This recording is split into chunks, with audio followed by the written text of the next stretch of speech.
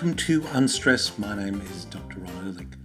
Now, before I start, I'd like to acknowledge the traditional custodians of the land on which I am recording this podcast, the Gadigal people of the Eora Nation, and pay my respects to their elders, past, present, and emerging. Now, today we are going to explore the world of being an ethical omnivore.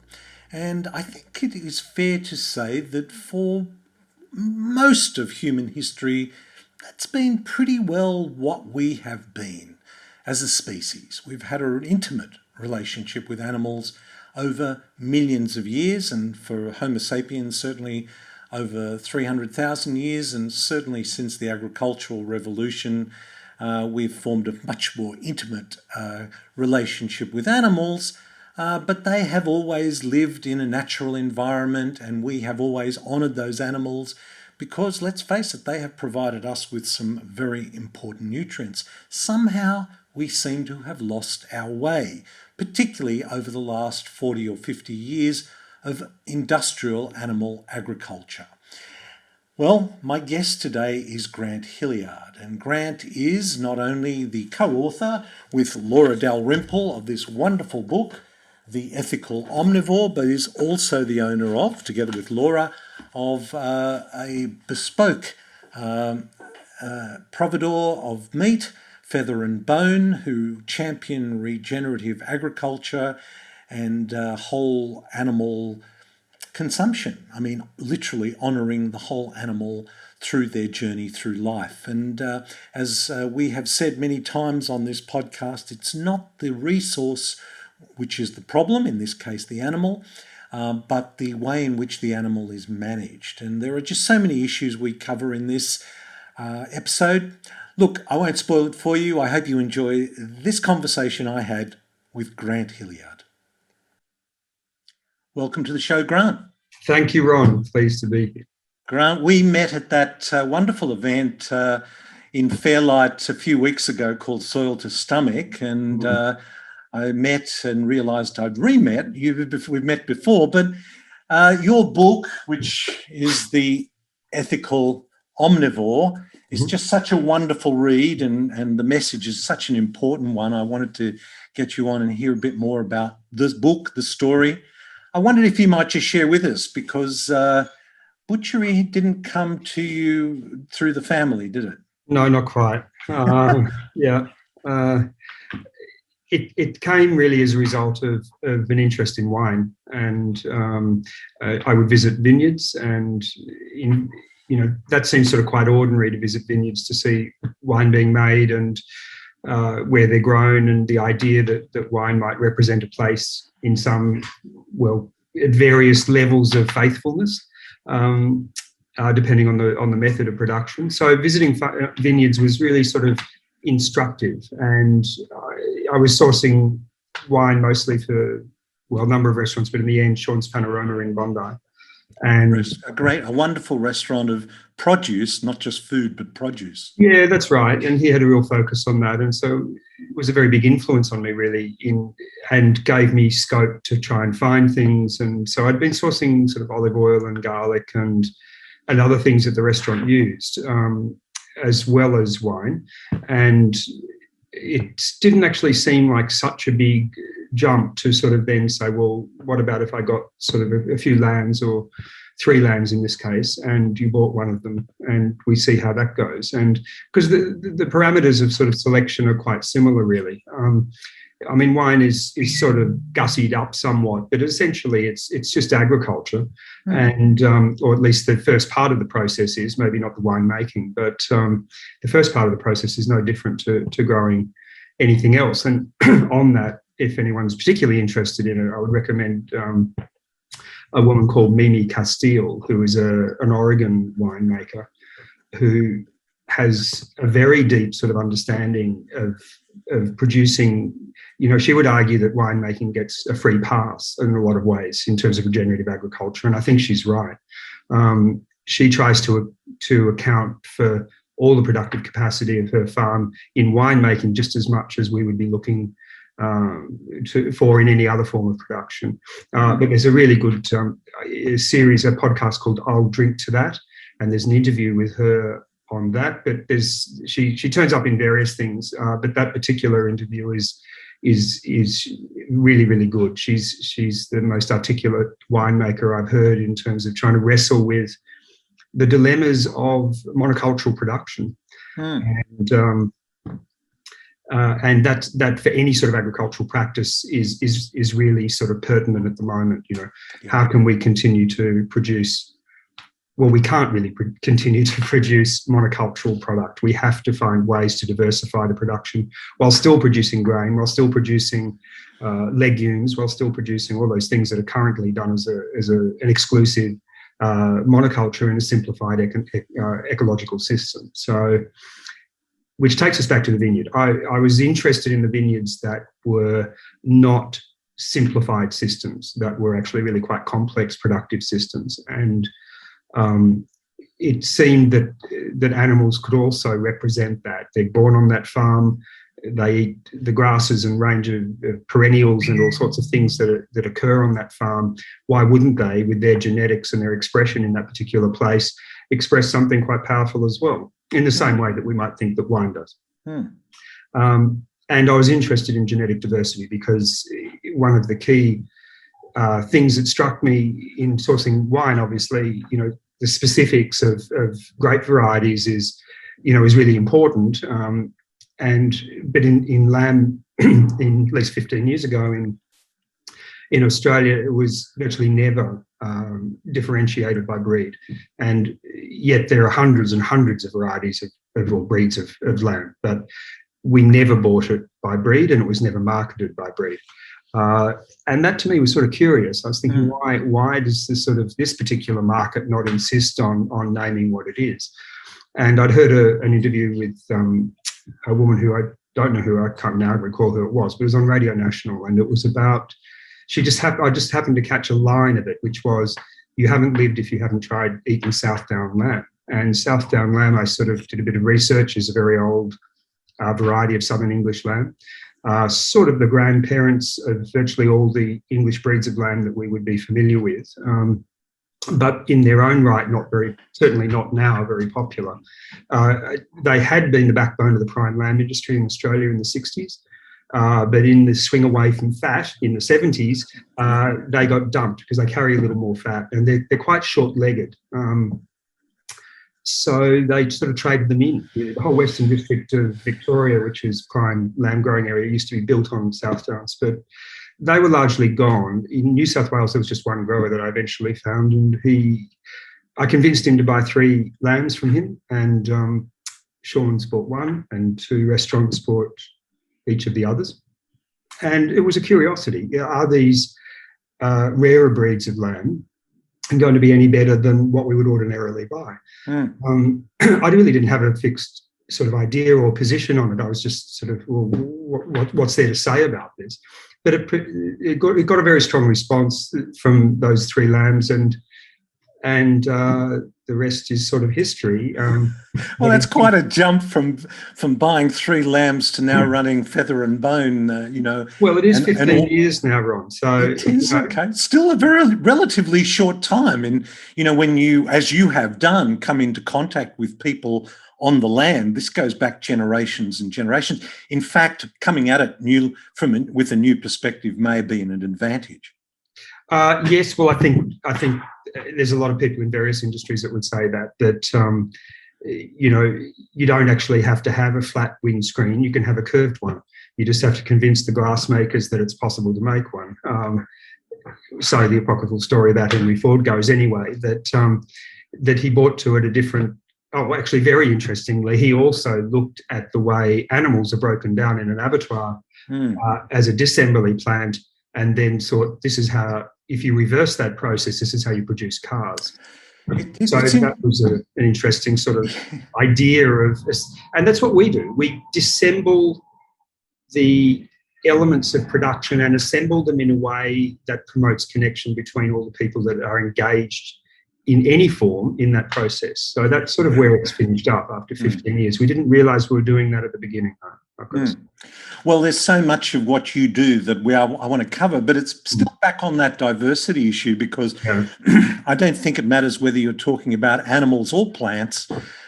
the industrial agricultural model has really, what's the opposite of diversifying? It's simplified. Simplified. Yeah, because like I was surprised to learn that there was something like 300 varieties of cauliflower, for example. Of which only about 6 are now routinely grown, probably.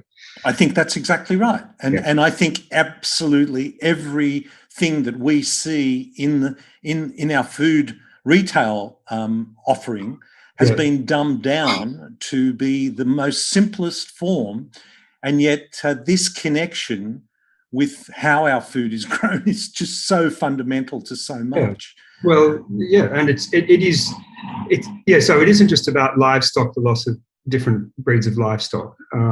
As you pointed out, cauliflowers, all the fruits and vegetables that we have access to, there was a vast range of them, and they were valued for all sorts of different reasons.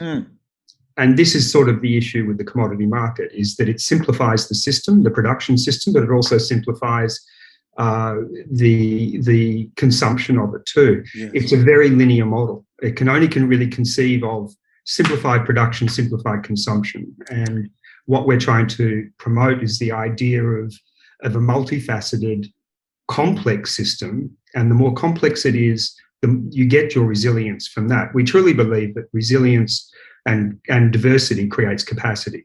And in ways that we actually don't really understand. But it's sort of one of those things, you don't need to understand the process completely to allow it to facilitate its occurrence, which takes an act of faith. It also acts. It's about humility at some level, that you can never know anything. All you can do is see the small part that's in front of you, and so what we're firmly of the belief, and you are clearly too, is that complex systems produce complex food as well, and that complex food, which has all the micronutrients that you need, which are the triggerers for enzyme action, enzymatic action, which are then the triggerers for all sorts of metabolic processes that we're now seeing the cost of that quite clearly. The metabolic disease, the non communicable diseases. They're all lifestyle related, and it's a term I sort of hate, but in fact it applies beautifully to the commodity market. It is a lifestyle. It's a lifestyle of emptiness, essentially. Yeah. And so everybody suffers from that simplified system. There aren't winners in that system. From a microbial level up, everybody is disenfranchised and disconnected, not least the producers themselves.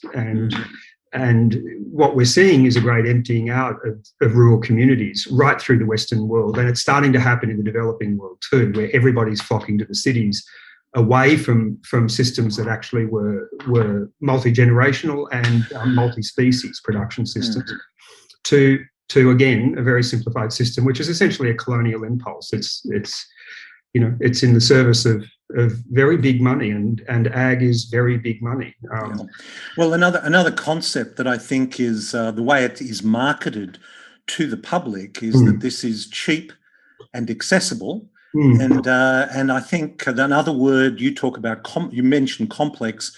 Another word that I like to use is holistic, because when you look at the holistic impact of this supposedly cheap food, it is actually not cheap at all. It's actually really costly to when you factor in health and environmental costs into it, which is a little more nuanced. Well, yes, it is. I suppose this is where I would say that it is crucial that government gets involved. I mean, a lot of people in this space would say the last thing we want is government to be involved, because they will stuff it up and the wrong farmers will get the benefit from it. I sort of don't believe that. I think that actually it has to be led very much. Well, it's one facet of it. Already consumers, I hate to use that word, people who are part of the production of food and happen to buy it and eat it, are demanding difference, and they're our customer base, and quite clearly supermarkets are also being pressured by that, hence their sort of desire to sort of try and reposition themselves in relation to free range eggs and sow stall free pork, which still means they live inside, but It's sort of just a way of just, smoothing that over. But at least you can see that demand is having an effect. The next step is for government to then recognise that you can't have coherent food policy unless you start to think about it in terms of water, ecological services, biodiversity generally. These are all considered as siloed sort of concerns. In fact, they're considered as hostile concerns, where you can have one or you can have the other. You can't have both. You can only think that if you think that you're outside of the system that produces it. And that's where the humility comes in.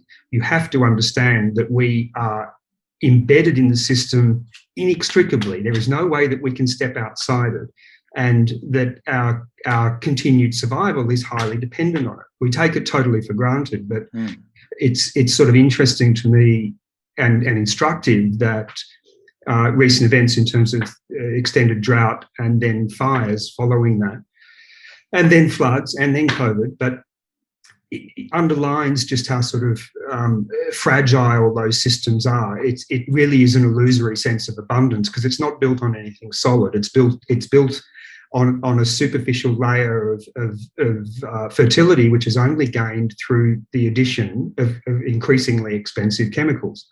Now, as soon as you do that, you then start winding down the fertility plane of production. And if you're working on a diminishing fertility plane, which is a way of describing 95% of Australian farming, your only option once your fertility declines to a certain point and you're still trying to maintain output is to add it. And at a certain point, that's going to cost you more than it's worth to produce. And most farmers reach that point earlier, and that's why the banks say to them, you need to get bigger. Because what they're really saying is that point where it becomes uneconomic, at least you can push it out for 20 to 30 years rather than having it confront you now. So instead of thinking of their farm as, we commonly refer to farms just in surface area. We say it's a 200 hectare farm or whatever it might be.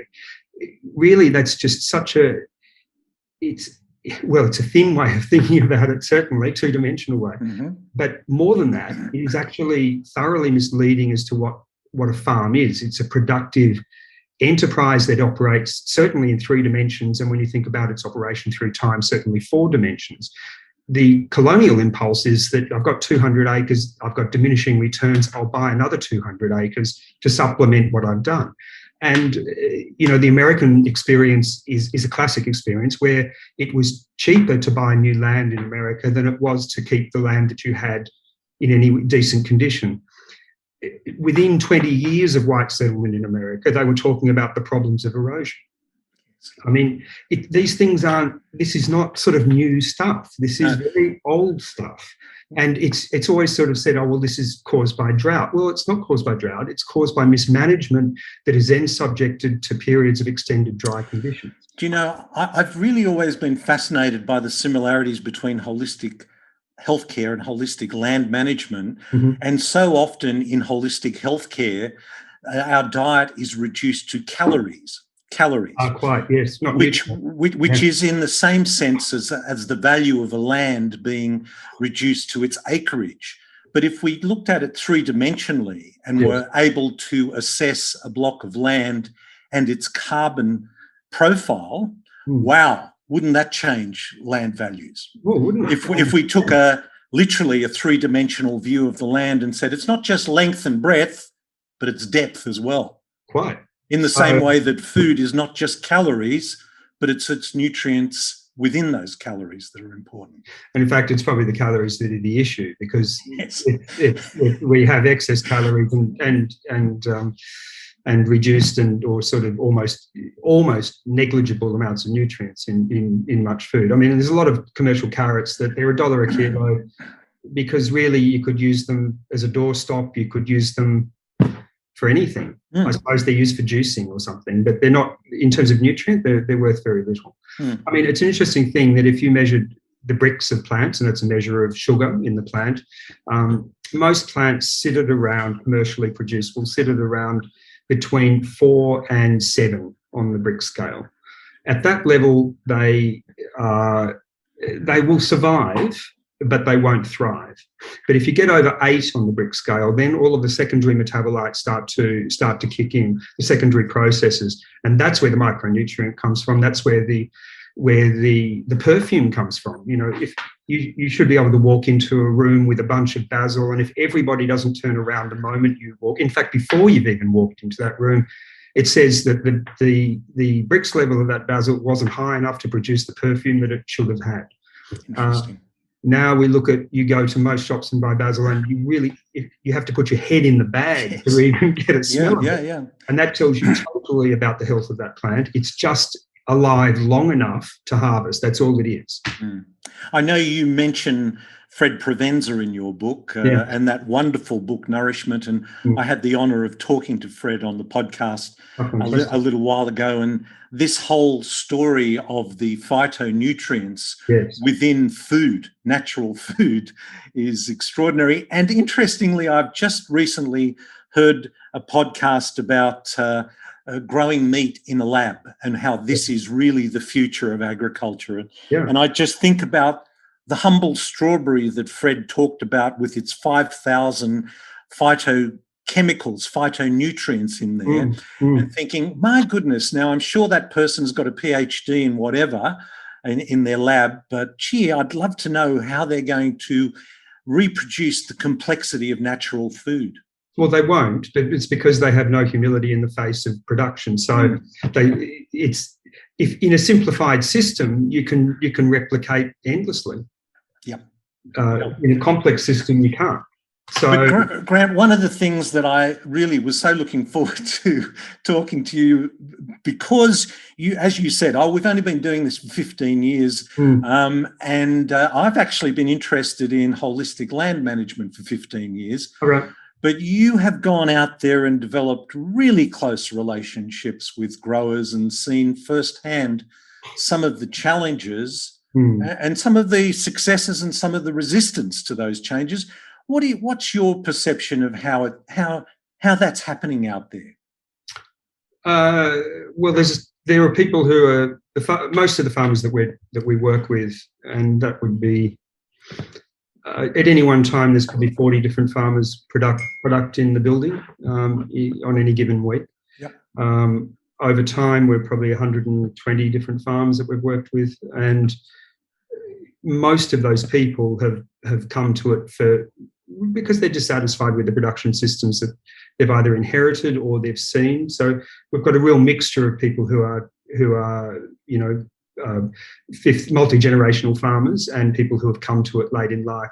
And I suppose it's a bit like me coming to butchery, in that, you know, if you don't know that you're breaking the rules, it's sort of, and if you're completely ignorant, it actually protects you in some ways. If a little bit of knowledge can be a dangerous thing, as they say. And I think that's probably true. I wouldn't have started doing this, I think, if I knew the difficulties involved in sort of butchery and setting up the systems, the logistics that you need to be able to manage that. But, you know, you find sort of one step in front of the other, and you, all of a sudden that's where you get to. So for farmers, I think most of them, and it's an interesting thing that in fact, the farmers that we've worked with have never had a neighbour, an immediate neighbour, who farms the way they do. Yes. And, you know, that's really quite shocking, because actually, there's a photo in the book there which is a very telling fence line in the middle that was taken late in the drought. So it was early 2020 or late 2019. Late 2019, and it shows one of our farmers, a beef farmer, the grass is quite dry, but it's standing and it's covering, and then the next door is largely just dirt with a few sort of dead plants every 600 mil or so. For that farmer, he's thinking that grass should be in my cows, not, that's a waste of food. He only sees it from thinking that the product of what he's doing are the cows that he's selling. That's what he thinks he's farming. But the farmers that we work with don't think that. They think that there's a saleable product from what they do. That's their enterprise, or maybe multiple products, but there are saleable products from the enterprise.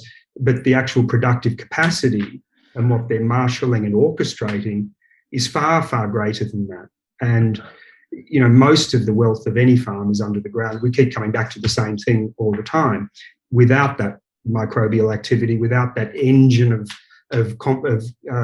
decomposition, things eating other things and things in symbiotic relationships with other things, without that, you've got very little, because you haven't got the air, you haven't got the light, you haven't got the sugars, and you haven't got the sort of the products of photosynthesis. Or you've got the product of photosynthesis, but not the consequence, the positive consequence that generates with the exchange of sugar and minerals and everything else. So the farmers, I don't know. So what does that say? It says that there is still a tremendous amount of resistance within rural communities. Most farmers will say that they can't afford to farm that way, even if they would like to. They think the risks are too high. Some farmers refuse to eat the food that they produce. I mean, that's pretty awful, isn't it? Wow. Yes, that's so interesting, isn't it? And again, to draw the analogy with health and land management, often people don't make big changes until there's a significant trauma that they've experienced, and droughts are often that trauma, or bankruptcy, or facing that kind of thing. But Charles details that quite, he says that there's this sort of crisis point which brings farmers to a change of pattern. But ultimately there's a philosophical point at which the farmer either accepts that their main job is a commodity, or their main job is to nurture the soil on which that commodity is grown to protect that crop and the future crops. It's the soil that's the big one. And I know, you're one of the chapters in your book says never bare the earth, stories from the soil. Tell us a little bit about the role of animals in that process. Well, never bearing the earth is to maintain your ground cover. That's the first step. I mean, obviously, when it gets really extreme, as it did at the end of the 3-year drought, a lot of farmers had completely destocked because they simply didn't have. It was a choice between feeding their animals or bearing the earth on their farm, and they weren't prepared to do that. Seeing that the investment in topsoil and holding that topsoil together and still provide, and even though it's dead, that those grasses still provide a really important habitat for a whole range of insects that benefit the ecology of that system, even in its sort of I was going to say, what's the word? Sort of crisp and dry state. There's still a lot going on, just less than there would be when you add lots of water to that system. So, a lot of people destocked completely. So getting access to things was more difficult. Although Southern Victoria and West Gippsland and around there, they did it pretty well, like they often do. For them it was dry, but that's not dry by any measure that anyone in New South Wales would have recognised. So we were still able to get stock from that farm. Were you then casting your net much further? I mean, Australia's a pretty big country. How far would you go? Well, we've only gone outside New South Wales for really particular reasons. Generally, it's searching for a particular. It has to be a distinct genetics or production system that would make it worthwhile to do that.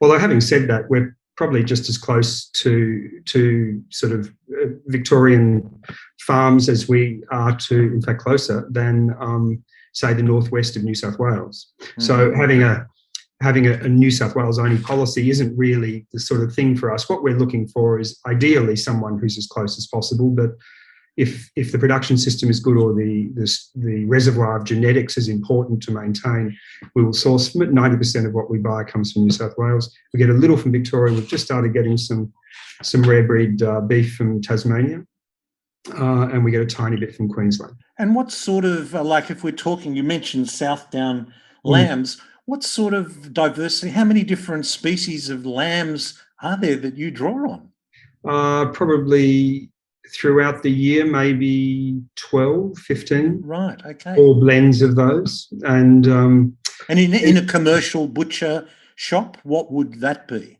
Well, mostly it's sort of one, essentially. They're probably working with a first cross ewe, which is a merino cross ewe with a Dorset ram over the top. So what they're selling is second cross on the whole, and that's really because the wool industry has determined the genetic, to a very large extent, has determined the genetic makeup of the national flock. So I'm sort of generally looking for animals that aren't really wool. Either they're not wool sheep, they're hair sheep, or shedding sheep, or where the value of the wool is not one of the first considerations. So they're the breeds that I'm looking for, but generally because the focus is on the meat quality in that case. And what about the other standards like beef and pork and chickens? Well, pork, all the pork that we buy is, and this is sort of crucial, there are two sort of things that really make us different, I think. One is that we only buy from farms that we visit. So 3 things. The other is that they have to be grown outside, that they're not grown in sheds at all. And 3, that there's a preference given to diverse genetics. So, in fact, when we started, our sort of tagline was rare breed providore, which we sort of moved past that because we saw it as just an aspect of what we were doing, not the whole reason of what we were doing. So genetic diversity is still incredibly important, but it isn't the only reason we're here. So those 3 things, and that we'd buy the meat on the bone, which changes the relationship to the producer completely. So instead of it going through a third party or a wholesaler who might draw on meat from a whole range of different farms. Now, some of that could be very good meat and very well produced. The thing is, you would never be able to know for sure, and you would never be able to repeat the experience. So what we were interested in was a very transparent model that could be repeated, and also not really saying this is super high quality meat. I mean, I think that sort of argument is circular and not very helpful, because what we're really trying to sort of say is account for it in a way which is, in a sense, quite sort of dry and objective. It was this aged animal, these were its genetics, it was grown on this farm by this person, and it was killed at this abattoir, and now it's been aged in our cool room for, say, 4 weeks. And if you think that's delicious meat, then I'm very pleased to hear that, but it's not why we bought it. We bought it because it represents an investment in that ecology. And of course, as Fred Provenza would make, it makes very clear, it's no coincidence that meat is delicious, because it's so phytochemically active, because it's eaten all of these grasses and perennials, which are probably sitting at between 8 and 10 or 8 and 12 bricks, which are themselves expressing themselves to the fullest potential, the genetic potential that they have, which then allows the animal to express itself to its full genetic potential, which, of course, allows us to express ourselves to our fullest genetic potential. So, these things are connected. They're not, but everything is produced. The battle that we have is that, people say, well, that's too expensive, because it's assumed that an apple equals an apple, or that this egg is the same as that egg. It's come out of a completely different production system, but there's nothing to differentiate it. And I think the science being done at the moment, which actually will be able to quite rapidly and cheaply demonstrate nutrient density of different foods, is going to change everything. Because then people will be able to not just buy a story and say, oh, well, I like all that detail you've told me, and I'll take that piece of meat home, or that cauliflower home. But it was particularly delicious, and it also contained all these things. So deliciousness directly relates to nutrient density. They're not separate activities, And not just nutrient, not just that, but satiety. Satiety. Satiety. Yes. That's right. It's a hard word. It's a hard word, but uses it all the time. But if it was nutrient dense, we wouldn't be as hungry as perhaps we are, and that's an interesting part of the equation that's often overlooked as well. Well, definitely, and it also explains why animals that only receive rations, standardized rations, are in a state of either excess or not having enough, because that idea of an average animal having an average diet is simply not true. There is no average. There is a continuum of need, and that changes day to day. It also changes if you depending on your gender, whether you're sort of in childbearing age, all of these things will have an immense impact on the requirements of the system. And anyone who's got teenage children will understand their requirements. Just to someone who's a mature adult is just astonishing. Like you think they couldn't possibly eat that. Do that 6 times a day somehow. But they do need it, and they need that because of the rapid growth and they're going through. It's quite an exciting idea to think that one day we may, well, not that far away, be able to just point our phone at a food and it will give us a complete nutrient profile of that food. Yeah, well, I think I don't think we're far off that, are we? No, we're not that far off. And I think because that is a piece of the puzzle that we really need.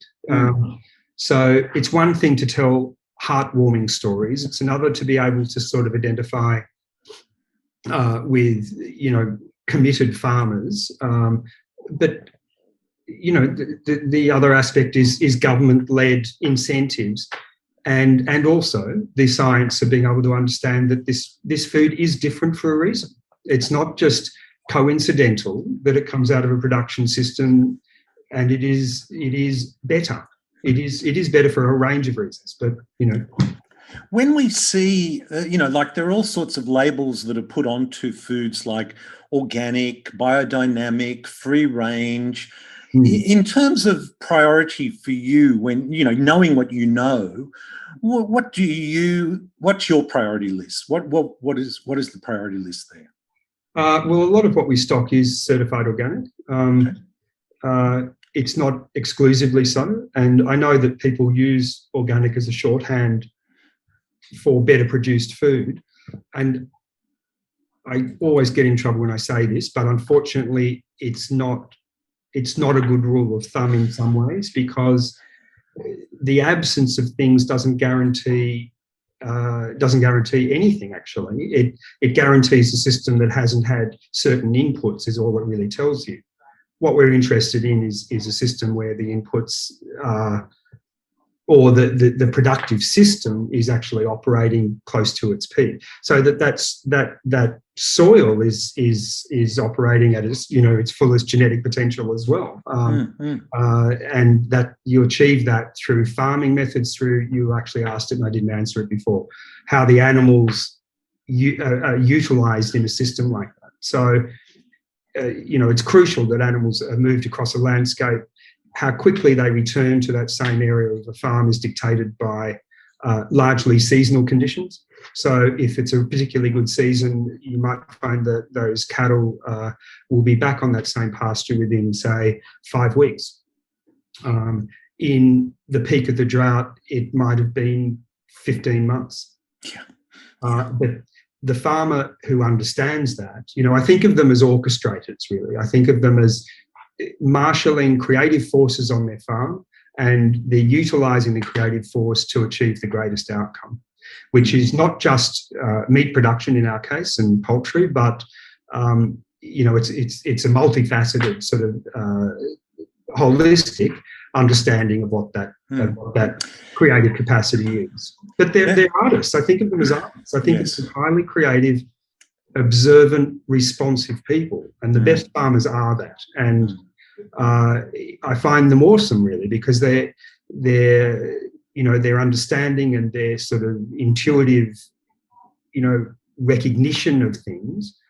And to do that, you have to put yourself in a different position to where most farmers put themselves. And I think that's sort of an artistic sort of position. It's also, we think of Indigenous knowledge, what that is, and I don't mean to in any way diminish it by saying this, but is the accumulation of 40,000 or 60,000 years of intense observational knowledge, which becomes art. Yeah. When you know something that well and can it's part of you as much as it's part of it, and that's a really beautiful thing to watch. And it's also to observe it over time, because there are farms that we've visited, now for 12, 14 years. We've had producers we've worked with almost since the start, and seeing the changes on their farm through good seasons and bad seasons is inspiring. Now, you mentioned also you want to buy meat off on the bone, and you introduced in the book, you talk about meat in and out of a box. And I don't think a lot of people fully appreciate when they walk through their butcher, the supermarket and all that, what the difference is between meat in and out of the box is. Can you explain that to us? Yeah, well, so it's a change that's really happened in the last 20 or 30 years with the sort of concentration of power largely through the supermarkets and their production. The abattoir is now the butcher shop in that model. What happens at the actual retail outlet will be just simply a portioning of that, and maybe the application of a sauce or some sort of value-adding process that goes on. But the slaughter, boning, packaging all happens at the abattoir, which means that the animal is boned. Often they don't even bone it when it's cold now. It's boned hot and goes straight into plastic and then straight into a box. So that preserves the full weight of it, which means that from a commodity point of view, when you've only got one value, which is weight, then there's no incentive to do anything else, really, is there? And that's the other thing that really sort of irks me about the commodity market, is that there is simply no room for any other quality apart from weight, which is a very sort of thin understanding of what that product is. We've already talked about sort of nutrient capacity, its footprint on the land that it was grown on, its ecological footprint, and the benefits that it might accrue, as opposed to the negative things. None of that's embedded in that. And what we're trying to sort of say is that we sell meat with qualities, not quality meat, and they're embedded in there through the decisions, the genetics, and then the decisions of the farmer who's marshalled those genetics in the service of a really particular production system. Yeah, I actually did read through that, and now that you mention it like that, I'd never quite hit me that wrapping it in plastic as quickly as possible is a great way of preserving the weight, and it's the weight that you pay for. But you don't really want all that moisture. So no, that's right. Meat, like from a quality point of view, you don't want yes. So when we age the meat, it's drying gently, and it's allowing also an aerobic change in the meat, which is quite profound. There are naturally occurring enzymes in the meat are activated, and they actually break down the muscle structure, and they fray the fibers that make up the muscles. And that fraying produces more tender meat in the form of dry aged meat. But it also, as a result of that enzymatic action, it produces a flavour profile which is all in the earthy spectrum. And anyone who's aged or likes to drink, say, aged red wine will recognise those flavours. You have your primary fruit characters, and then underneath that, in aged red wine, or wrapped around that, you will have these earthy flavours. So the interesting thing for me is that I didn't recognise that when I started. That when I now see my cool room full of bodies of beef, I think of them not dissimilarly to bunches of grapes or bottles of wine. They're the product of a very similar process, the same process. There's just been a mediation in that instead of drawing directly from the earth itself, they're fed on the product of the earth. But the processes that give it form are determined by its particular genetics, clearly. Then its flavour development and how it ages, they're so similar. Of course, everything is connected, and so of course, they're all made of the same stuff. So it probably, it's almost sort of too obvious to say that they should actually be similar. But most people would look at a bunch of grapes and a steak and say, well, they have nothing in common at all. Well, or even a loaf of bread. I mean, the white sliced bread compared to a really flavoursome sourdough, the process that's gone on there, it's kind of enabling nature to take its course rather than dominating. And I thought that's another concept that I love. The other one is using the whole animal. We've become very focused on just a few cuts. Yeah. But that's what's sold to us. The commodity market really is only interested in selling you one or two cuts. Our palates have been severely infantilized, so tenderness is rated above everything. And you are the perfect person to talk to this about. We have teeth for a reason, and we do not need to eat really soft things all the time unless you're in some ways, really challenged. In fact, we give our dogs bones to keep their gums healthy and to stimulate their teeth. And, a life of mince for a dog is torture, really. Well, you'd be interested, Grant, to know that Sydney University recently did a study on chewing and mental acuity. So there's a strong connection there. Look, I just thought this book of The Ethical Omnivore, which the title in itself is so appealing and challenging for us all. And I think there's just not only so many great points raised in it, but some great recipes in it too. I wonder if as we finish up now, I might just take a step back from your role as a butcher and your connection with the land, because as individuals, we're all on this health journey through life in this modern world. What do you think some of the biggest challenges, or what do you think the biggest challenge is for people on that journey? I think probably, again, Fred Provenza is useful in this. Learning to listen to our own bodies is an enormous challenge for all of us. And in the industrial food landscape, you're certainly not encouraged to do that. And each of us has particular tastes that are associated with our needs. What we find palatable is directly related to what we need, if we listen well enough to it. Food technologists get in the way of that because they're able to, a bit like people who design poker machines, they're able to work with the trigger centers and pleasure centers and reward centers in our brain and trick them, essentially. So a little bit of salt, a certain amount of crispness, all of these things which our bodies are designed to react to for natural, very good sort of survival reasons. Largely we're duped. So being able to find food that is as least adulterated as possible, I suppose, is the challenge, and then being able to do something worthwhile with it. But I mean, the trouble, it's not trouble. It isn't hard to do good things with whole food. It does take more time, and education is crucial, and exposure to places where food is produced is crucial. I think it hasn't just been the rural communities that have been emptied out. People who live in the cities' connection with those rural communities has been severed.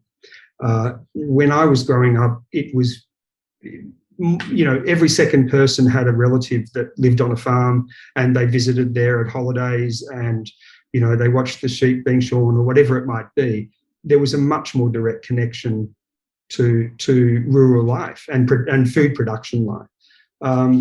We pretend that it sort of doesn't exist, or that we don't need it, or you can go to a 24-hour gym, but you don't need to see where your food's grown. I mean, it's sort of I don't know. I mean, it's easy to think that it's insoluble, but it's not. It requires and each little step makes a difference. I mean, the message of hope. There are sort of two messages of hope in amongst what might be seen as a fairly bleak scenario.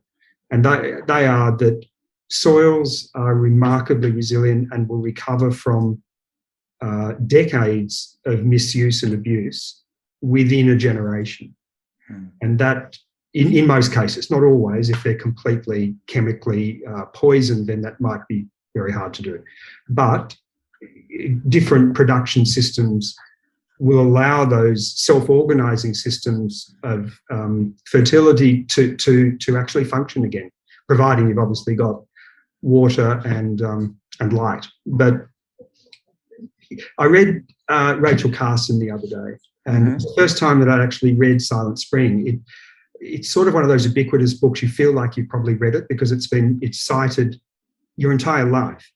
I was really struck by it. I'd sort of understood it to be just a tale of birds dying in spring because of chemical use.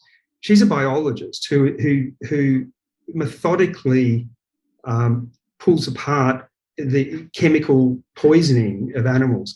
That book was written 59 years ago. Yes. It's as old. It's the same age as me, and yes, it was actually salutary and also highly depressing. We've known this stuff for 59 years. This was documented without doubt. In fact, the chemicals we're using now are probably more powerful than the chemicals that they were using there. The DDT, the 2,4,5-T, the Agent Orange, these things were only banned in Australia in 1984. It took proving that they thinned the shells of raptors to the point where they had addled eggs and unviable eggs. But we sort of knew this anyway, but apparently you've got to spend 55 years researching that to demonstrate that, wow, widespread poisoning of the environment produces consequences for the top of the food chain. I mean, who would have thought, Yeah. I mean... So two things for hope, soils being one of them. Yes, and the other is that your own health and can recover as well, and that through a changed lifestyle and I won't use that word. A change. That's okay. You can. And exercise, just like an engagement with productive forces of life, is able to produce profound changes. It's about connection. In the end, it is about connection. One of the things that I'm most proud of Feather and Bone being able to do is it provides lateral connection as well as longitudinal. By that I mean, while we connect farmers with the people that buy the meat or poultry or whatever they produce, we also connect the buyers together and the producers together. And that model it's the same model as lateral gene transfer, which happens under the ground all the time. It's a decentered informational spread, and that is also a message of hope. You do not need hierarchical systems of information dissemination to produce real change. It happens through community. It happens through people talking to each other. It happens, and food is the ideal vehicle for that connection. Everybody must come to the table, hopefully 2 times a day at least. And in coming to the table, you're able to share more than just the food. You're able to share the qualities of that productive system that gave birth to it. Yeah. Well, Grant, thank you as a retail customer. Thank you for making those connections, and thank you for making this connection today and sharing your knowledge and journey with us. My pleasure, Ron. Thanks very much. Thank you. Bye-bye. Wow. Well, we covered some territory there. For those that aren't familiar with it, BRICS, B-R-I-X, is a measure of food, of the sugar in food. And Grant was mentioning on a few occasions there the microbiome within the soil. And of course, the microbes within the soil, which includes not just bacteria, but mycorrhizal fungi, break down the nutrients in the soil and make them available to the plant. And the more nutrient dense the food is, the higher the BRICS value.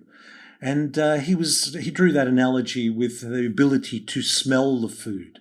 And there are some foods that you have a really strong smell to, and he used basil as an example of that. But I thought that was really interesting, and a really interesting idea of measuring nutrient density within a food. And how exciting to eventually be able to use our mobile phone or a device to literally point it at the food you're about to buy and determine whether that is a nutrient-dense food or not. But boy, what a game changer that is going to be, because as we have often said on this podcast, seemingly cheap food is only cheap when you don't factor in the health and in the environmental costs by which it is grown. Another important concept there was biodiversity, and again reinforcing that idea that the more biodiverse a landscape is, the more resilient it is and the healthier it is. And I loved Grant drawing the fact that we should be listening more to our bodies, because any regular listener to our podcast will know that's an important thing for us to be doing. We get report cards from our bodies each and every day, and we should be listening to it. Our skin is a report card, because 80% of skin problems are a reflection of gut dysbiosis. And of course, that episode, that golden episode, What Does Our Poo Say About You? That's a report card we get each and every day, and we should be listening to our body. And I love those two rays of hope. That soil, if it's well managed, and again, this is where animals come into it. It's not the resource which is the problem. Animal agriculture is not the problem. It's the way that agriculture is managed that is the problem. And if it is managed well, then animals are healthier. The land on which they graze is healthier. The food that they produce is healthier. We are healthier, and the planet is healthier. It takes 500 years for nature to grow an inch or 2.5 centimeters of soil. On a well-managed regenerative agriculture farm, 1 inch, 2.5 centimeters of soil can be regenerated every 3 to 5 years versus 500 years.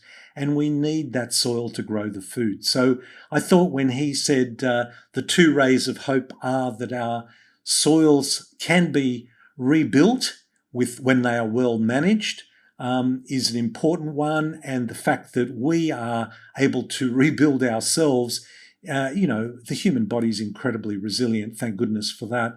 And we can turn our health around by making informed decisions.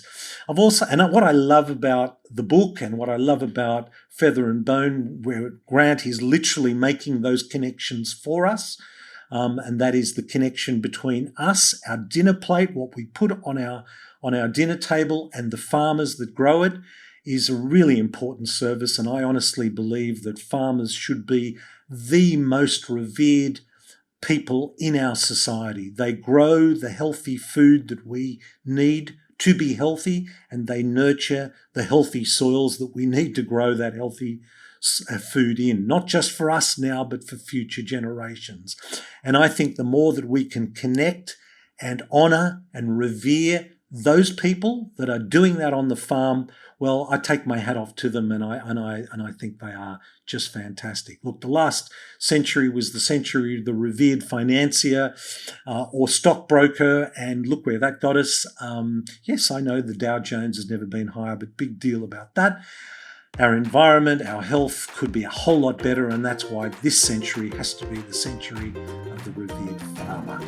Look, I hope you enjoyed that episode. I hope this finds you well. Until next time, this is Dr. Ron Ehrlich. Be well.